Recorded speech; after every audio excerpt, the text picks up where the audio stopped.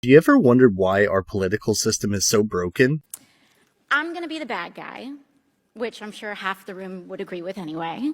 And I want to get away with as much bad things as possible, ideally to enrich myself and advance my interest. I've enlisted all of you as my co-conspirators. So you're going to help me legally get away with all of this. On a campaign that is entirely funded by corporate political action committees. Is there anything that legally prevents me from doing that? No. Okay, so there's nothing stopping me from being entirely funded by corporate PACs, say from the fossil fuel industry, the healthcare industry, big pharma. I'm entirely 100% lobbyist PAC, and let's say I have some skeletons in my closet that I need to cover up so that I can get elected.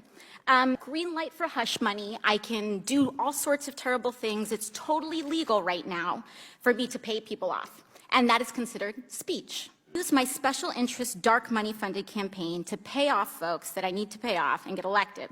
So now I'm elected, now I'm in. I've got the power to draft, lobby, and shape the laws that govern the United States of America. Any hard limit that I have in terms of what legislation I'm allowed to touch? Are there any limits on the laws that I can write?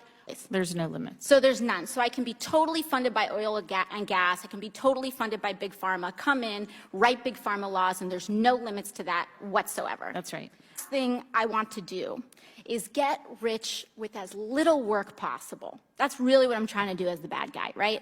So is there anything preventing me from holding stocks, say, in an oil or gas company, and then writing laws to deregulate that industry and cause, that could potentially cause the stock value to soar and accrue a lot of money in that time?